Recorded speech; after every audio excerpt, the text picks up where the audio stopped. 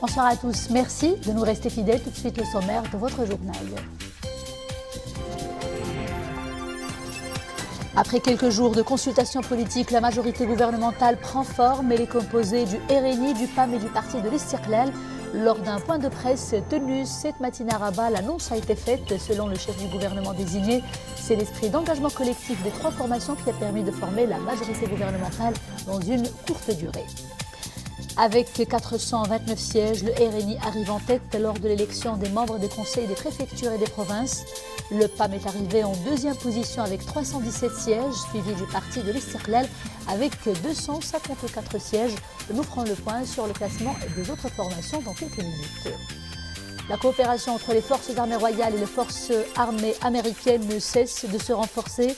Un exercice combiné de gestion des catastrophes se déroule actuellement à l'unité de secours et de sauvetage des phares.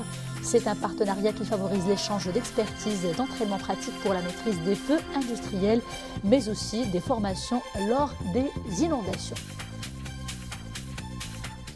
Bonsoir, c'est désormais officiel. La majorité gouvernementale est composée du RNI, du PAM et du parti de l'Istiqlal. La nouvelle équipe gouvernementale est appelée à élaborer un programme de réforme globale qui tient compte des engagements, des programmes électoraux de ces partis et surtout des énormes défis qui s'imposent actuellement. L'annonce a été faite aujourd'hui même à Rabat lors d'un point de presse. Mohamed El pour les détails.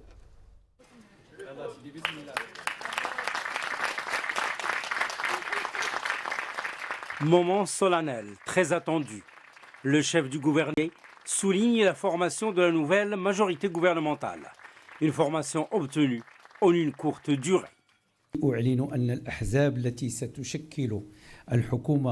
J'annonce que les partis politiques qui formeront le nouveau gouvernement sont le RNI, le PAM et l'Istiqlal.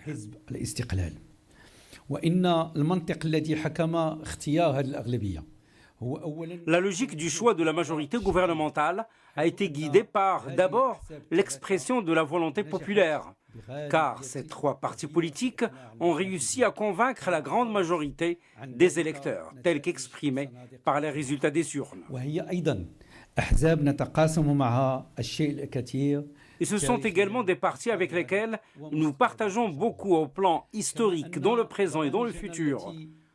En plus, nos programmes électoraux se recoupent en de nombreux points et adoptent les mêmes priorités revendiquées par les Marocains au plan économique et social. Et ce sont ces mêmes programmes qui constituent aujourd'hui un terrain fertile et adéquat pour la préparation d'un programme gouvernemental fort, applicable, dont les résultats seront palpables dès les premiers jours de l'action gouvernementale en droite ligne des orientations contenues dans le rapport général du nouveau modèle de développement. Le chef du gouvernement désigné souligne que les trois partis de la nouvelle majorité gouvernementale ont veillé à former un gouvernement soudé et efficace en vue de soumettre sa composition à l'appréciation de Sa Majesté le roi Mohammed VI et de lui donner forme afin qu'il puisse exercer ses fonctions en toute homogénéité. Quant au secrétaire général du parti Authenticité et Modernité, Abdelatif Wahbi, il a mis l'accent sur la nécessité, dans la conjoncture actuelle, de former un gouvernement fort et homogène, un gouvernement capable de répondre aux grandes attentes et aspirations des citoyens sur les plans économiques et sociaux. C'est une volonté commune des partis formant la majorité gouvernementale de mettre en place un bon modèle d'un gouvernement qui soit cohérent dans ses idées et dans ses attitudes vis-à-vis de toutes les questions. Pour le secrétaire général du parti de l'Istiqlal, la nouvelle majorité gouvernementale permettra de former un gouvernement fort, cohérent, dont l'action sera empreinte de la cohérence, de l'efficience, de la clairvoyance et de la volonté commune de concrétiser le changement et la rupture avec des politiques essoufflées.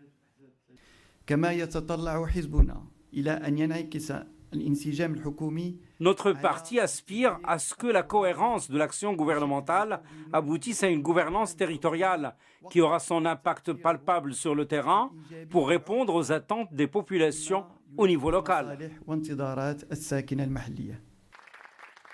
Les trois partis qui forment la majorité gouvernementale disposent de 270 sièges, répartis entre le RNI, arrivé premier aux élections législatives avec 102 sièges à la Chambre des représentants, suivi du PAM, 87 sièges, et du Parti de l'Istiqlal, 81 sièges. Le processus électoral se poursuit. Notez ces nouvelles élections des présidents de région. D'abord celle de Abdeltaif Mazouz du Parti de l'Istiqlal. Abdeltaif Mazouz qui a été élu président du conseil de la région Casablanca-Stade. Abdeltaif Mazouz qui a obtenu 67 voix pour et 2 contre sur 69 suffrages exprimés lors de l'opération de vote. Et sachez également que Abdelwahed Al-Ansari du Parti de l'Istiqlal a été élu aujourd'hui nouveau président du conseil de la région Fez Meknès. Candidat unique à la présidence de la région, Abdelwahed Al-Ansari a gagné la confiance de 61 membres sur les 69 que compte le conseil. 5 membres se sont abstenus. Élection des membres des conseils des préfectures et des provinces, le Rassemblement national des indépendants, le RNI, est arrivé en tête avec 429 sièges lors de cette opération électorale qui s'est déroulée hier. C'est ce qu'indique un communiqué du ministère de l'Intérieur. L'opération de vote s'est déroulée dans des conditions tout à fait normales et elle a connu une participation massive du collège électoral. Les précisions tout de suite en compagnie de Mohamed Elchker. Le scrutin relatif à l'élection des membres des conseils des préfectures et des provinces a eu lieu avec la participation du collège électoral composé des membres des conseils communaux de toutes les préfectures et provinces du royaume, élus lors des élections communales du 8 septembre dernier. Pour ce qui est des résultats de ce scrutin et de la répartition des sièges selon l'appartenance politique des candidates et candidats vainqueurs, le RNI est arrivé en tête avec 429 sièges, le PAM, le Parti Authenticité et Modernité, est deuxième avec 317 sièges, il est suivi du Parti de l'Istiqlal 254, l'Union socialiste des forces populaires, l'USFP, 103 sièges, le Mouvement populaire 86, l'Union constitutionnelle 74 et le Parti du progrès et du socialisme 53 sièges.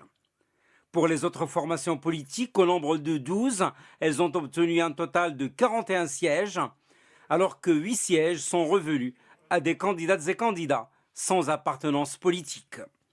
Les femmes ont réussi pour la première fois à obtenir 486 sièges dans les conseils des préfectures et des provinces, soit un taux de 35,60% de l'ensemble des sièges à pourvoir. Enfin, le taux de participation du collège électoral, il a atteint 97,20% à l'échelle nationale. Et sachez aussi que le dépôt des candidatures pour l'élection des membres de la Chambre des conseillers, prévu le 5 octobre prochain, débutera ce vendredi 24 septembre pour se prolonger jusqu'à lundi à midi.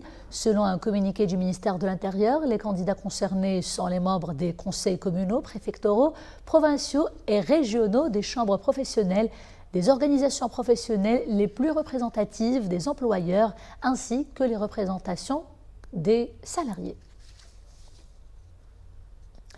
Dans le cadre du partenariat entre les forces armées royales et les forces armées américaines, précisément la Garde nationale de l'Utah, un exercice combiné de gestion des catastrophes se déroule actuellement à l'unité de secours et de sauvetage des phares. Il se poursuivra jusqu'à vendredi 24 courant. Les précisions tout de suite en compagnie de Nisril Hamdaoui. C'est un exercice de gestion des situations de sinistre dans un contexte de catastrophe. Il est mené par les forces armées royales en partenariat avec les forces armées américaines, précisément la Garde nationale de l'État de l'Utah.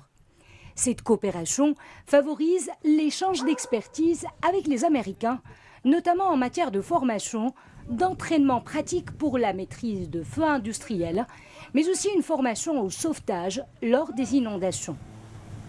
This exercise is an example of some of the advantages that we receive as a partner. Cet exercice est un exemple d'un des avantages que nous tirons comme partenaires des forces armées royales. Et cela nous permet de mettre en pratique toutes nos capacités et nous offre la possibilité d'encourager les Marocains dans leur mission et de les aider dans leurs entraînements, le but étant de leur permettre d'exercer leur leadership au Maghreb, en Afrique, mais aussi au niveau de la région méditerranéenne.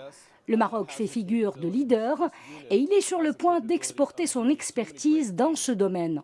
L'exercice Maroc Montet édition 2021 entre dans un cadre de coopération militaire maroco-américain qui vise essentiellement à développer l'échange d'expertise et d'expérience dans le domaine de gestion des catastrophes et à développer les techniques de gestion de situations de sinistres en général. L'exercice Maroc Mantlet 21 se déroule en 2 temps.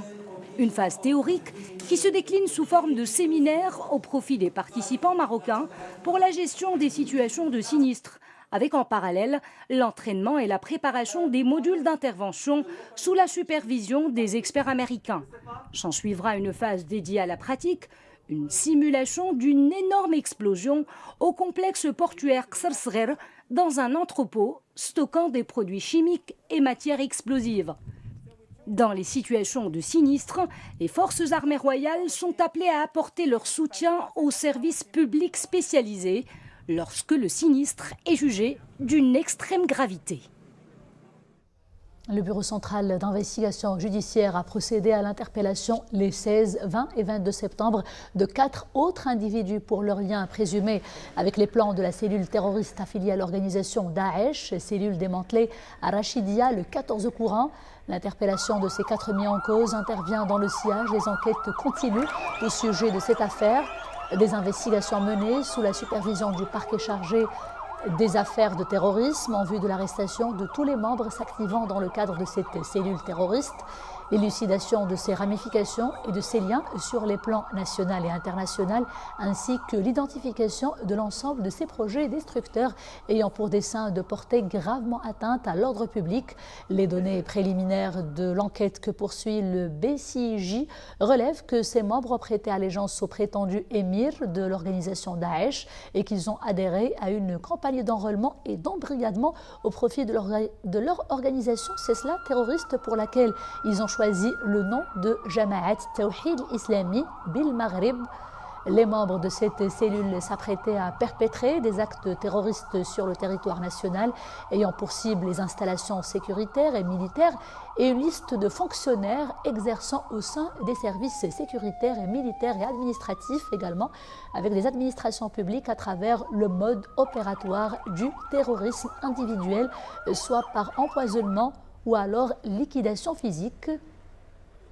Les membres de cette organisation ont manifesté leur volonté d'embrigadement et de recrutement pour rejoindre Wilayat Khorasan, considérée comme nouveau repère des organisations terroristes. Ils ont également exprimé leur soutien et bénédiction des opérations terroristes ayant visé récemment l'aéroport de la capitale afghane, relève le BCIJ. Toutes les personnes interpellées donc en lien avec ces cellules et qui sont actuellement au nombre de 7 ont été placées en garde à vue à la disposition de l'enquête judiciaire menée par le BCIJ sous la supervision du parquet compétent.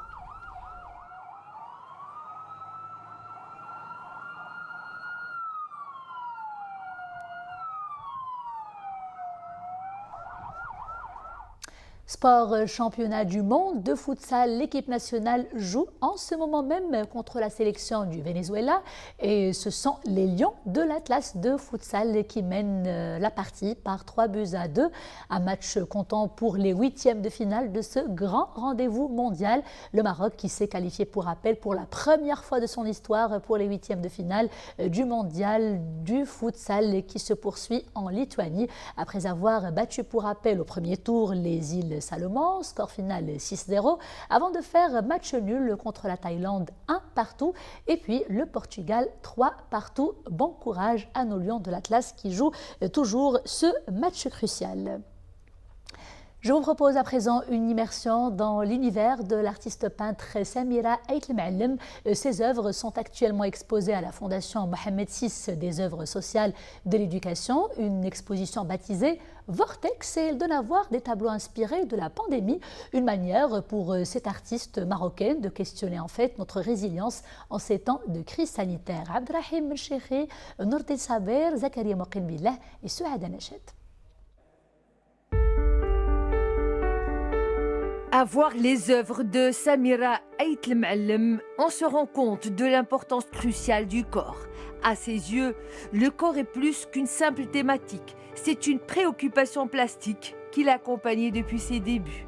Une notion complexe que l'artiste développe à travers ses différentes représentations. Ça se voit, ça se relate sur le tableau. Comme vous avez remarqué, il y a une sorte de déchirement, si on veut dire. Pas un déchirement, mais parce que le déchirement, quand même, il porte une symbolique un peu négative, mais il y a une déchirure. Et à travers la déchirure, on peut prospecter, on peut rechercher, on peut voir et atteindre la lumière. La cohabitation est un de ses thèmes favoris. Dans le contexte sanitaire actuel, il s'agit de la cohabitation avec la pandémie. L'artiste livre son témoignage sur le quotidien par le biais de plusieurs techniques et une prédilection prononcée pour le gris.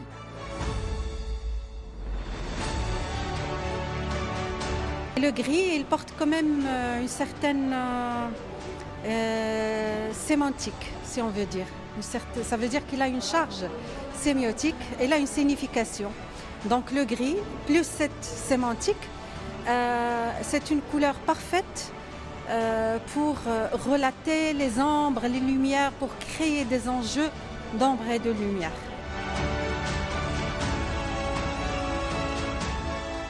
Originaire d'Agadir, Samira Ait Lem'Allem est diplômée en études pédagogiques d'art plastique à Marrakech en 1994, avant d'intégrer l'enseignement.